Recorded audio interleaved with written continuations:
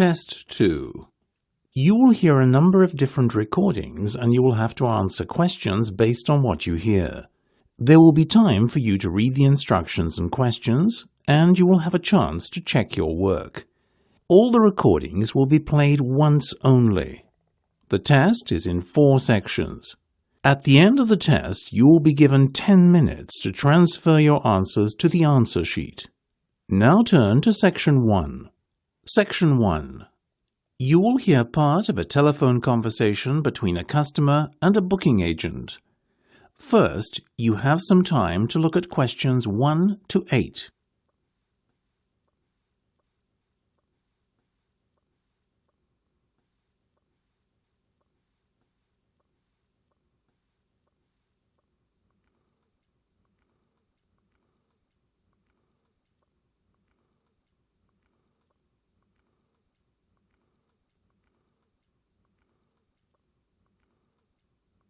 You will see that there is an example that has been done for you. On this occasion only, the conversation relating to this will be played first. So you said you lived in Sheen, is that right? Yes, and ideally we'd like to see something close by. OK, in that case I can suggest New Malden Theatre, only a 5-minute walk from Sheen. The venue is New Malden Theatre. So you write New Malden Theatre in the space provided. You should answer the questions as you listen because you will not hear the recording a second time. Listen carefully and answer questions 1 to 8. So you said you lived in Sheen, is that right? Yes, and ideally we'd like to see something close by. OK, in that case I can suggest New Malden Theatre, only a 5-minute walk from Sheen. Perfect. What's on there at the moment? Well, there's a matinee show and an evening show. The matinee show is called Lions and Penguins, and the evening show is the renowned John Millington play Warhorse Breakfast. Oh yes, I think I've heard of that one. Might not be best for the kids though. I'll stick with Lions and Penguins, please. Great. Now, did you say there were 3 of you? Yes, right. Oh, you're in luck. There are only 3 seats left in the Royal Circle and they're all together. Nice, but won't that be expensive? Not at all. We have a special offer running. Oh, I'll take them then. So that's the Royal Circle, row 1, B, C and D. Let me just make a note of that. Got it. Now, the matinee performance starts at 2 p.m. and you should be seated about 15 minutes before the curtains open. The interval will be at 3 for 15 minutes and the play will finish at 4:15. OK, I've made no note of that. Now, tell me more about this special offer, please. Well, tickets are £45. Oh, that's good, isn't it? Per person. Oh. But we're running a deal this week where if you buy 2, you get another at no cost. Buy 2, get 1 free. Right. And that means you'll be charged £90 in total. That's not so bad. Well, thank you very much for your help. Just a moment. Before you go, please, I'm obliged to read you out the terms of purchase. Very well. OK. There is a cancellation fee, which only applies if you cancel within 10 days of the performance, and that's £30. So long as I cancel more than 10 days beforehand, I won't get charged? Right. And just to let you know, the dates are not flexible. If you want to change when you go to see the performance, you have to cancel and start again. OK. And one last thing, if you want to change your seats, there's a £10 charge per person, or per seat if you like. Yeah, got it. But there's also the matter of payment. Before listening to the rest of the conversation, you have some time to look at questions 9 to 10.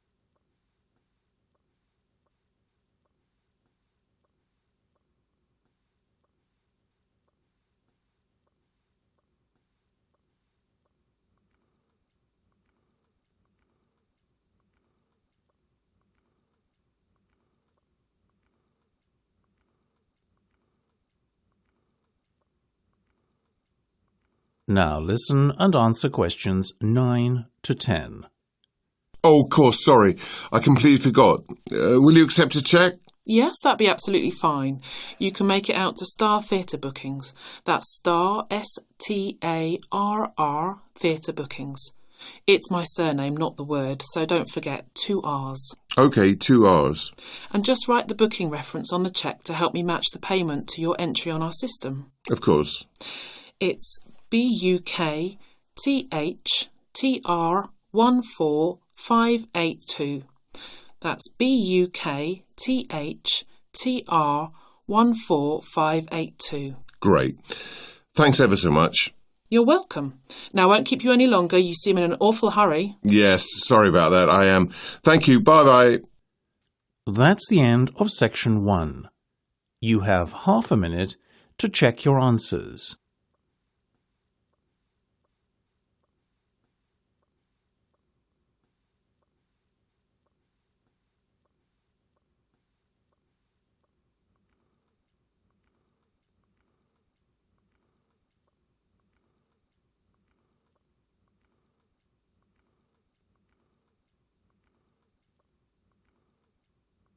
Now turn to Section 2. Section 2. You will hear a manager talking to his staff. First, you will have some time to look at questions 11 to 13.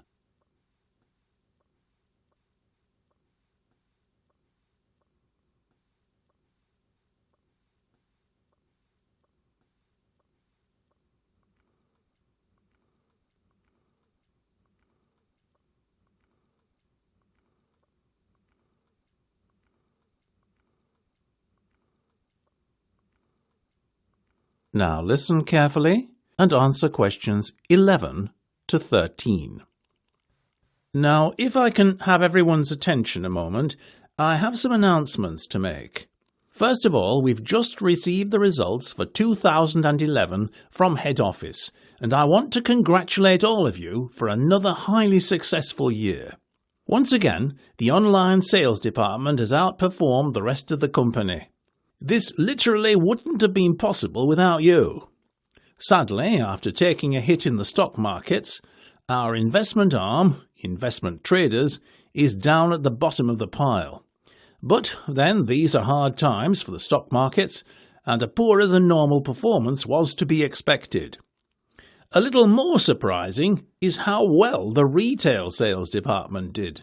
Indeed, if it continues to perform like this, it will threaten the second most profitable arm of the business, design. But for the moment, it must content itself with third place. As for profits in the wholesale division, well, they've stayed pretty static at around £500,000. Overall, the message coming down from head office is, keep up the good work. Before you hear the rest of the discussion, you have some time to look at questions 14 to 20.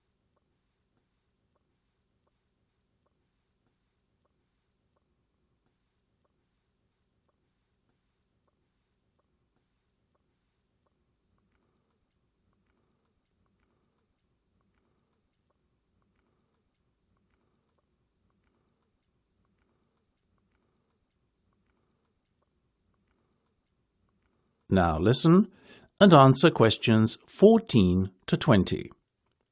Now, I have some more important news from head office. It has just been confirmed that we are moving down to the headquarters building on Cavendish Way. The move will take place on Monday. I'm handing you out a floor plan of our new office. Take a look at it and we'll go through it together. As you can see, it's a little different to where we are at the moment, but I'm sure it will feel like home in next to no time. Notice the fire escapes. Very important from a health and safety perspective, either side of the floor. These are only to be used in exceptional circumstances. There are 2 main entrances at either end of the floor, which staff can use on a regular basis. Now, Tina, your customer service team is going to be placed in the open plan area to the right, just behind the fire escape. There are 3 different semi-open cubicles, all allocated to your department, so divide your guys up as you wish into teams. On the other side of the floor, near the left fire escape, there is a cubicle allocated to each of the legal, human resource and sales teams. Sales, you guys will be nearest the fire escape. HR in the middle, legal at the other end, okay? Now, Frank, my assistant manager, will be behind you guys at the back in the left corner office. I'll be opposite him in the other corner office.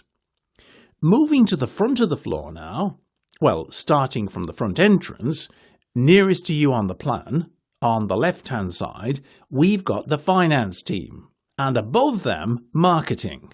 On the other side, we've got the research guys opposite marketing, and closest to the door, that is going to be our new conference room. So guys, all I can say to you is, try to settle in on Monday morning. Welcome to headquarters. That's the end of section 2. You have half a minute to check your answers.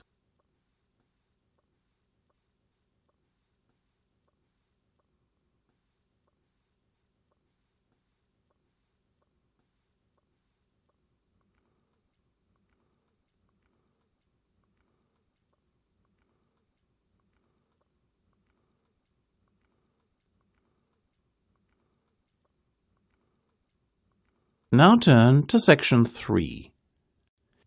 Section 3. You will hear a discussion between 3 students and their lecturer. First, you have some time to look at questions 21 to 26.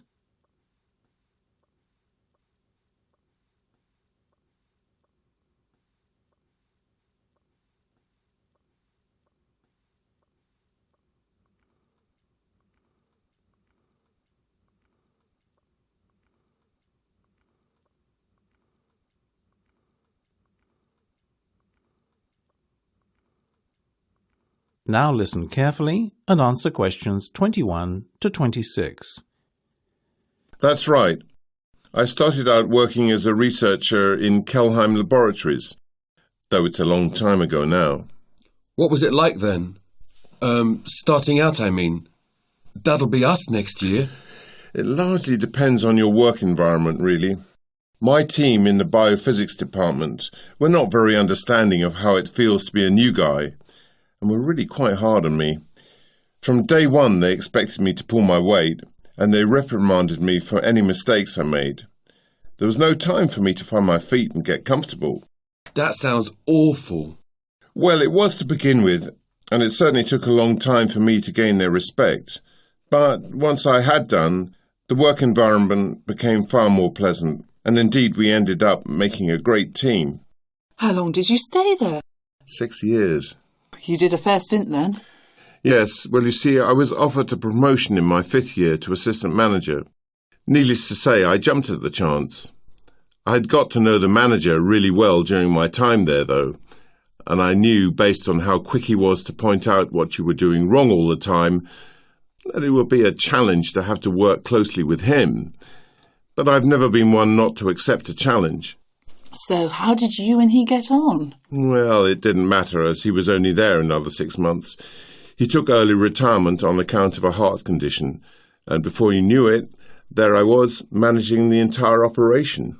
Was that difficult for you? Not at all. I was very fortunate to then be managing the same team as I had been part of for so long. They were at ease with me and the way I did things, so the department functioned really well for a time. Only for a time? Yes, until I got into a dispute with the directors. You see, being new to management, I'd never dealt with directors or the like before, and their expectations were just not very practical. They had their head in the clouds, if you ask me. Anyway, they expected me to get instant results in our lab work.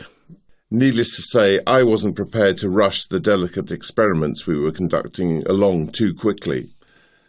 I stood my ground and made it clear that I had no wish to pressure my team, and that, in my eyes, they could have as much time as they liked to find out what they were looking for. This didn't go down too well with the directors, and they got rid of me.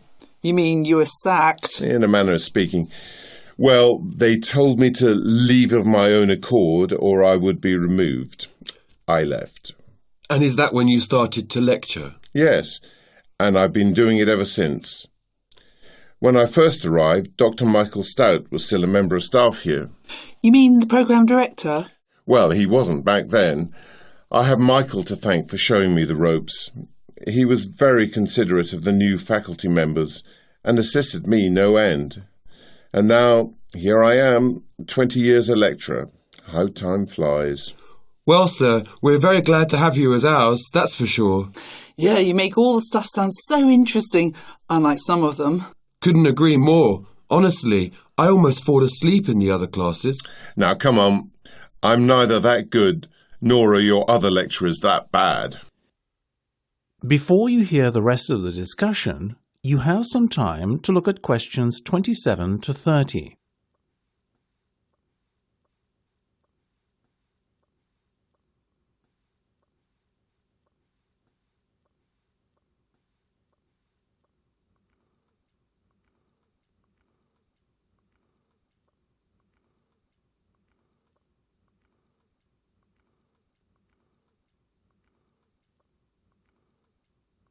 Now listen and answer questions 27 to 30. Right, now let's get down to business. We didn't meet for an idle chat. Tell me, John, how's the project coming along? Well, we haven't been able to isolate the mutant gene yet, so to be honest, I'd say it's slow progress. But you have at least identified the mutant gene, correct? Yeah, but until we isolate it, testing cannot commence, so the whole project is on hold at the moment. I think you're being a little too hard on yourselves. After all, correct me if I'm wrong, but did we not say a time frame of maybe 6 months just to identify the culprit? Yes, but having done that so quickly in the space of a week, it's frustrating to have to wait now. Patience is a skill you have yet to acquire, John. I guess. We have managed to establish that the gene mutation bypasses every other generation. Intriguing. So the infection is not passed directly from parent to child? No. If the parent is infected, the child will be a silent carrier who will go on to infect any children he or she has. That's an important discovery. Yes, and we've also found a way to switch off the mutant gene, we think. Go on. One of the volunteers we have been studying was a carrier 6 months ago, but the mutation is no longer in his DNA. Having studied his health records, it seems that he caught a strain of bird flu on a trip to Malaysia. He had a near-death experience, but has since made a full recovery. Do you suspect the bird flu virus somehow has a curative effect? We don't think it was the virus, but the accompanying fever. His body temperature was raised to 105. We have a hypothesis that the mutant gene couldn't cope with such an excessive internal body temperature. Excellent work. So, by the sounds of it, a cure might not be too far away? If we can isolate the gene, then we can begin further research to confirm our hypothesis. Now I understand why you're so eager. That's the end of section 3. You have half a minute to check your answers.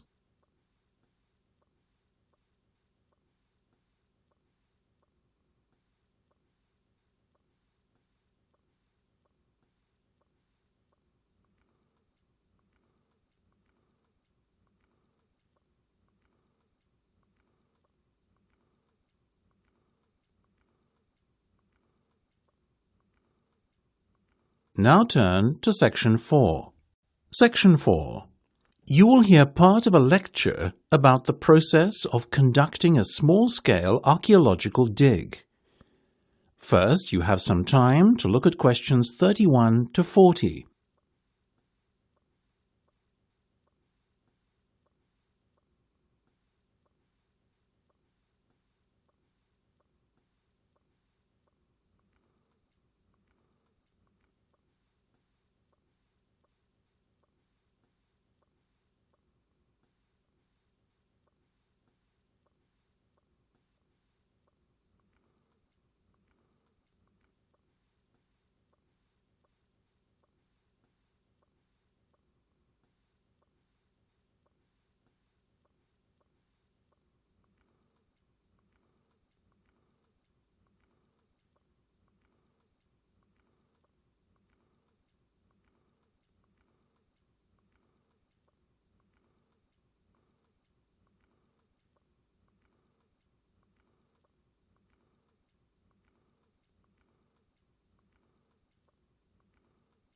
Now listen carefully and answer questions 31 to 40.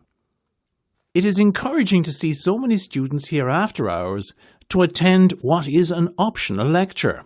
I am very heartened. Thank you all for coming.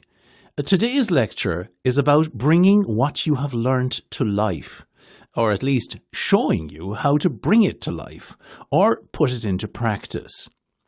If you are truly passionate about archaeology, you will not wait until your first official dig or field trip with the university to get started.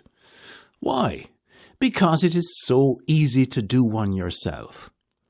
Every weekend, each and every one of you can be going out scouting the land for potential dig sites and conducting your own amateur digs to gain what would be priceless on-site experience, which will stand to you if and when you qualify. So, my goal for today is to show you what you need to do. And it is really quite simple. So, let's start with the obvious. First of all, you have to identify a suitable dig site. The best way to go about doing this is by surface collecting, or walking around an area looking for things out of the ordinary. Ideally, you'll look to find a midden, that is MIDDEN, an archaic term for a refuse site. Remember, dumps are a feature of modern existence. But in the near and distant past, people would simply dig a random hole and designate it as the spot to throw rubbish in. And that's your midden. Alternatively, if your surface collecting doesn't yield many finds, consider asking the local people of the area what they know. Sites are often found by word of mouth. Or if that doesn't work, use the state files. Remember, they are normally only ever open to qualified archaeologists, so you, the students of UCD, are in a very privileged position indeed to be able to access them. Now, once you have found a site with some potential and collected some surface finds, it's time to evaluate what you have collected. The objective is to identify the area of your prospective dig site, which was the most densely populated, as this will yield the best results come dig time. Clean and categorise each surface artefact you find. Separate the modern trash, the unidentifiable items, the ceramics, the bone and shell tools, etc., and then begin the process of cleaning the finds you think are important. Use plain water, as washing detergents can damage delicate pieces and cause etchings and the like to vanish. A soft brush will remove encrusted mud from any crevices quite effectively too, so please avoid scratching or picking at finds for obvious reasons. Now, having done this groundwork, you should be in a position to pinpoint the area which is likely to produce the best results, and therefore ready to start your dig. Borrow equipment from the faculty here if you do not have the right tools at home. We are always happy to assist students who show an interest in conducting archaeological work in their free time. You will need a trowel, flat blade shovel, dust pans, assorted brushes, measuring tape, folding sticks, plastic bags in assorted sizes, markers, a clipboard, line level, string, stakes, gloves, and fluorescent survey tape. And most important of all, a screen. You can make a DIY box screen pretty handily. You'll need 4 planks of wood, cut to measure, either to fit together as a square or rectangular box. Make the box frame out of these using L brackets. Attach a 1/4 inch mesh frame to the base of the box using heavy-duty staples or nails. If you are going to sift by hand, then design your box to 2 foot by 4 foot dimensions. A, because it is easier to handle, and B, because it will fit neatly on your table. If you plan on fabricating a larger sifting device, then I would recommend a 6 foot by 4 foot screen. That's quite big enough. Now, with your tools in hand, it is time to start the dig proper. Firstly, you will need to dig a pit. I'd caution against the temptation to dig a very small one, say a 1x1. Why? Simply because you'll be getting in your own way as your dig progresses. A 2x3 or 3x4 should give you enough room to work in. Place a stake and an eye hook at each corner of the pit and pull some string or cord through each stake to keep the edges of the pit clearly defined. Let's break here for 5 minutes to... That is the end of section 4. You now have half a minute to check your answers.